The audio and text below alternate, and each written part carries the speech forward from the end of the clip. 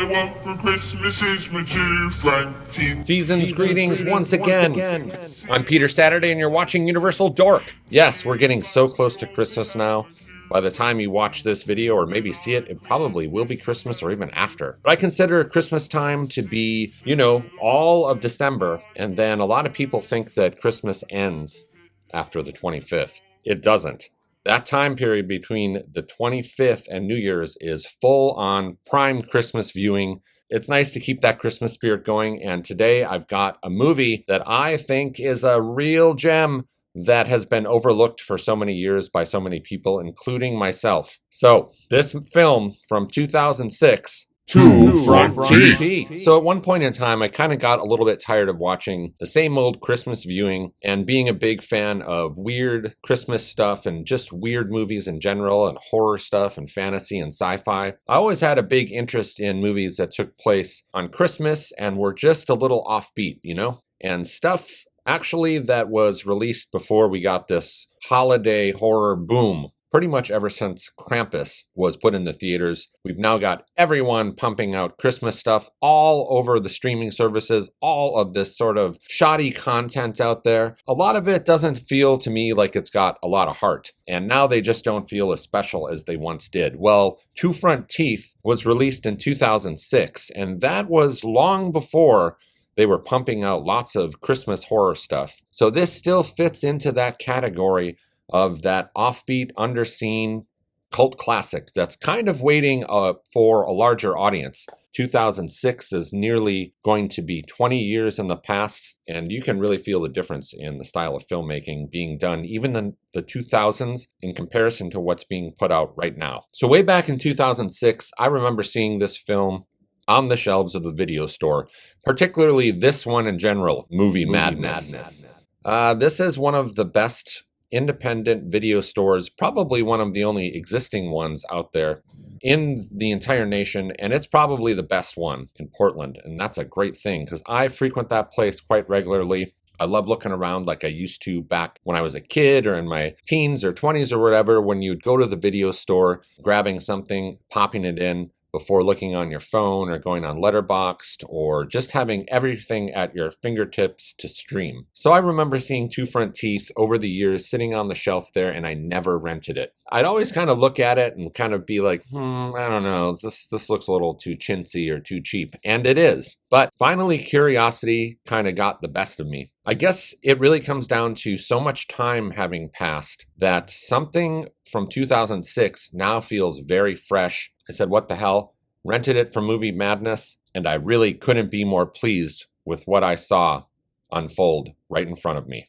So this film was written and directed by a guy named Jamie Nash. Co-wrote this film with a guy named David Thomas Scaraboulos. I think that's how you pronounce his last name. I'm not entirely sure. And he's written some interesting stuff in the past that I actually like quite a bit. One of the films in Jamie Nash's credit to his writing is a really great movie directed by Eduardo Sanchez of Blair Witch Project fame called Exists. One of the best damn Bigfoot movies I've ever seen. I've watched it at a movie night at the store, and everyone was on the edge of their seat. That is probably the scariest Bigfoot movie out there, and they do not skimp on showing you the big guy.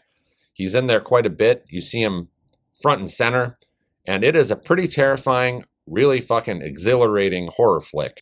Highly recommend that. He also did a segment in VHS2, A Ride in the Park, the one where the guy's riding around and the whole zombie thing happens. That's pretty cool as well. He also wrote the WNUF Halloween special, which I haven't seen, but it's kind of been on my list. So next Halloween, I'm going to check that shit out. He also wrote another film that I own on Blu-ray called The Night Watchman. That I thought that one was all right too. I might give that a rewatch again, as I just realized that Tiffany Shepis stars in that film as well, and I'm kind of a big fan of hers. I would definitely say that Two Front Teeth is one of the most Christmassy horror movies I've ever seen. In fact, one of the most Christmassy movies ever. It is jam-packed with Christmas references, packed to the gills with Christmas decor. In fact, huge parts of the plot, almost every part of the plot, involves Christmas in some way. And this film's tone is very light, though it does feature a pretty good amount of gore and creatures and all sorts of really zany scenarios happening with holiday season in full swing. This thing is one of the strangest films involving the Christmas holiday and horror that I've ever seen. All right. So the plot here of Two Front Teeth is so utterly ridiculous, that's for sure. It's Christmas Eve and we meet this guy, Gabe Snow, who kind of looks like he's a mix between Christopher Reeve and Bruce Campbell, though not as charming and definitely not as heroic as any of the characters that either of them have ever played in any of their films.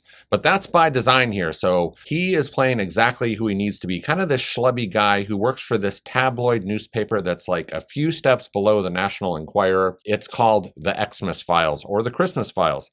Now, this is obviously a play on the X-Files, but it covers all things bizarre involving Christmas and the holiday, like a Santa Claus getting trapped in someone's chimney and dying, a UFO Santa Claus conspiracy, or stuff like I got a STD from Santa. You know, real classy holiday topics. That's something that this film does quite a bit, is sometimes it leans a little bit or a lot too heavily into the Christmas-themed stuff and intertwines it into the plot, and nearly every aspect of this film revolves around Christmas in some way.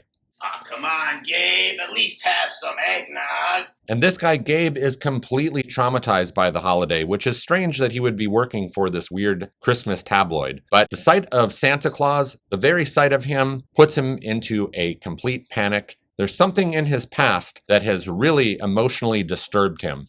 And this Christmas, he believes that there is a complete and full Yuletide conspiracy going on. So now Gabe believes that there was a commercial airplane that was brought down on Christmas Eve by a flying reindeer, and he's determined to bring the truth to the general public. And when I say a flying reindeer, I am not talking about any flying reindeer. I'm talking about a very popular one in particular with a glowing red nose. So Rudolph the Red-Nosed Reindeer was killed when he was hit by a commercial airliner, and his nose went missing. So Rudolph's nose is kind of like the MacGuffin here. There are several different parties looking for it. In fact, one of them is Santa Claus himself. Although Gabe Snow is convinced that Santa is not the jolly old elf that everyone thinks he is, and that he's got sinister intentions once he gets his grimy little paws on Rudolph's red nose. Of course, not many people believe him. This is a crazy and completely stupid story. He believes that there's going to be complete mayhem this Christmas this year, and boy,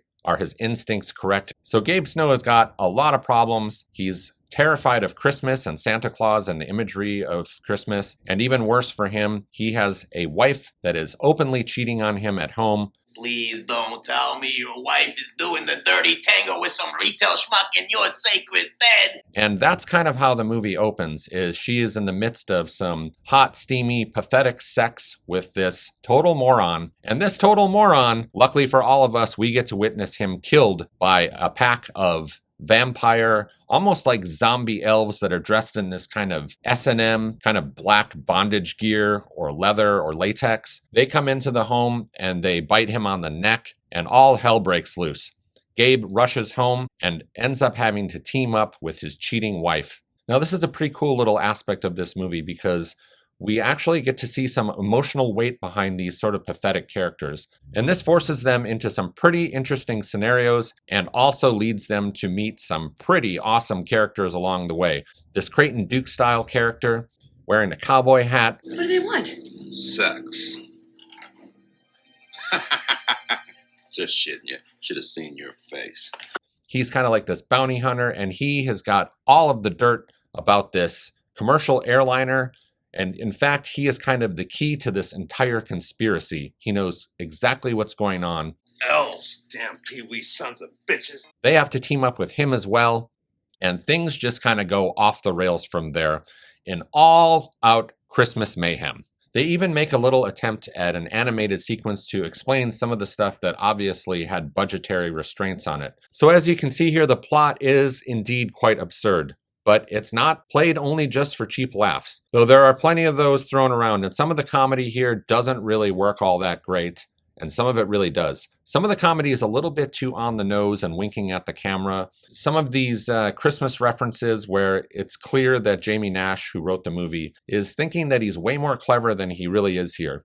Some of that doesn't work, but when he is on, this guy is really on, and some of the comedy actually does end up being quite effective, and I really appreciate that. That being said, the bulk of the film is actually played pretty straight, and for the most part, I think that that's what really works in its favor, despite most of the time looking like total shit. Its biggest problem is the way that it looks. It's filmed in a lot of ugly locations. A lot of scenes look like they're filmed in manufactured homes, but I've got to give him some credit because he does incorporate a lot of cool Christmas decor and sort of dresses these ugly sets in all of it. The Christmas spirit in here is relentless, and I really appreciate that as well. Now, even though the film is very cheap looking and at times admittedly ugly, he does manage at times to pull off some pretty cool shots.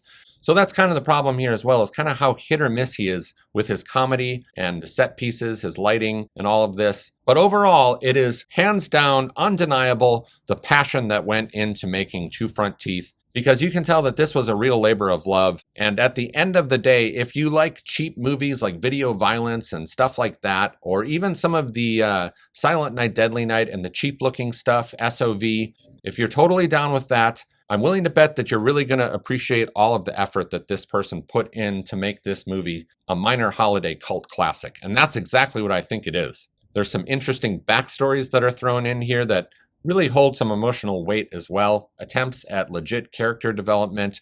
For a movie that's just above 70 minutes long, he packs a lot into this little thing. The movie never really slows down either. It's got a great pace. And it does also have some pretty cool special effects going on here as well. Like I said, the vampires, all of the latex and makeup work that's done for them, I think is fantastic. I love this Creighton Duke style cowboy character. He's really fun addition to the cast as well. And they incorporate a lot of different weird Christmas style gadgets like gingerbread men, transmitters, and all sorts of wacky stuff into the plot. And I appreciate the attempt here for some action sequences and gunplay, even if some of it looks really stupid with like this Creighton Duke guy's toy guns. It's still a lot of fun. There's also 3 ninja nuns that show up as well. There's a pretty creepy vampire Santa Claus named Claus Ferratu. An instance here where the writers think that they're like super clever. The whole thing in general is totally idiotic. It's sort of like a cartoon come to life. You know, the kind of movie where you sort of begin to root for the cast and crew to deliver the goods within the confines of this obviously low budget that they had. And you know, thinking about this one after watching it again, I kind of feel like this one would be ripe for a remake, like giving this plot to some people with a little more skills, like a more skilled director. Still keeping Jamie Nash as a writer, because I think he does, at the end of the day, does a pretty fantastic job here with this story and also the characters and even some of the dialogue. If it was just tweaked a little bit so it wasn't so ham-fisted and on the nose.